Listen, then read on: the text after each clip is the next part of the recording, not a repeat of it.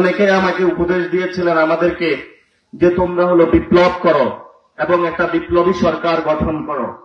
আজকে আপনাদেরকে দুই একটা কথা বলতে চাই, সেই সময়ে কেন বিপ্লবী সরকার গঠন করা যায়নি। সেই সময় যদি বিপ্লবী সরকার গঠন করা হতো তাহলে এই বিপ্লবী সরকারের শিলং থেকে উড়ে আসি জুড়ে বসা সালাউদ্দিনও অংশগ্রহণ করত। সেই বিপ্লবী সরকারের মধ্যে সেই নব্য পতিতা শেখ হাসিনার স্বৈরাচারের সাথে যারা নেগোসিয়েশন করে চলেছিল, আঘাত করেছিল রাতের আধারে, সেই বিএনপির এই দুমুখো সাপ আমাদের সামনে উন্মোচন আমরা করতে পারতাম না। তারা বিপ্লবী সরকারে অংশ নিয়ে ভারতের সাথে হাত মিলিয়ে বাংলাদেশের যে জনগণের আকাঙ্ক্ষা ভরসার জায়গা সেটা আরো অনেক সমূলে বিনষ্ট করে দিত। বিপ্লবী সরকারের জন্য একটা বিপ্লবী বাহিনীর প্রয়োজন হয়। সেই বিপ্লবী বাহিনী তৈরি করার জন্য আমরা গ্রামে গঞ্জে মাঠপথে সব জায়গায় চষে বেড়াচ্ছি। বিপ্লবী যারা বাহিনী হবে তারা দুর্নীতির সাথে জড়িত হবে না। তারা একজন নারীর পাশে গিয়ে দাঁড়াবে যে মা তোমার কি সমস্যা আমাদের সমাধান করে দিতে চাই। Lily ultra soft serum gel, যা গভীর থেকে স্কিনে দেয় 3 গুণ সিরাম হাইড্রেশন। সিরাম জেল হাইড্রেশনে ব্রাইট থাকো সব সিজনে। একজন বাবার পাশে গিয়ে দাঁড়াবে, বাবা তোমার কি সমস্যা আমি সমাধান করে দিতে চাই। যিনি বিপ্লবী হবেন উনি বাংলাদেশের কোনো টাকার কাছে কোনো কিছু বিক্রি করবেন না, কোনো পদের কাছে নিজের নিজস্ব যে সত্তা আছে সেটা বিক্রি করবেন না।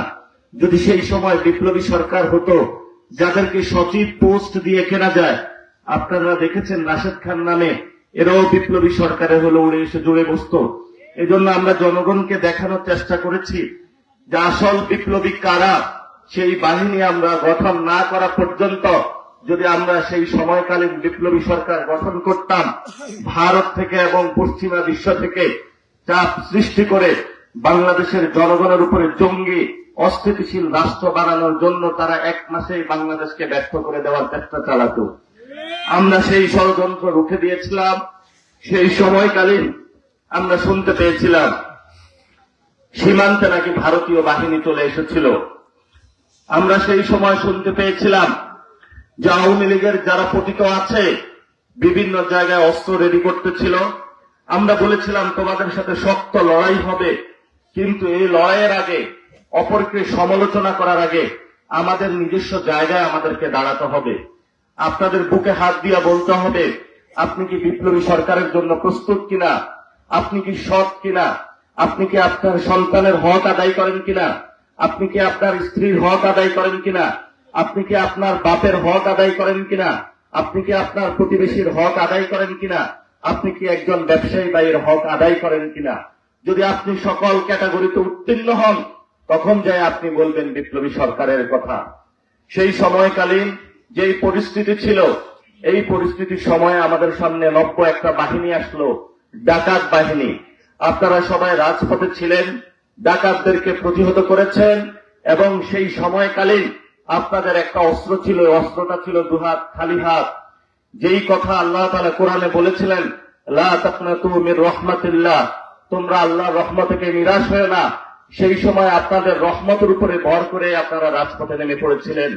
সেই সময়কালীন আপনাদের কাছে কোনো অস্ত্র ছিল না, AK-47 ছিল না। আওয়ামী লীগের পুলিশ বাহিনীর কাছে বড় বড় অস্ত্র ছিল, বিজিবি নামানো হয়েছিল, ভারত থেকে স্নাইপাররা এসেছিল, আওয়ামী লীগের যারা মেম্বার তারা ছিল, চেয়ারম্যান যারা তারা ছিল, সকল গুন্ডা বাহিনী ছিল। কিন্তু আপনারা এক আল্লাহর উপরে বিশ্বাস করে রাজপথে নেমে পড়েছিলেন।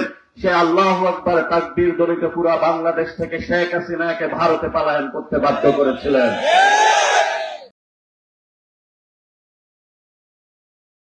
Lily ultra soft serum gel, যা গভীর থেকে স্কিনে দেয় 3 গুণ সিরাম হাইড্রেশন। সিরাম জেল হাইড্রেশনে ব্রাইট থাকো সব সিজনে।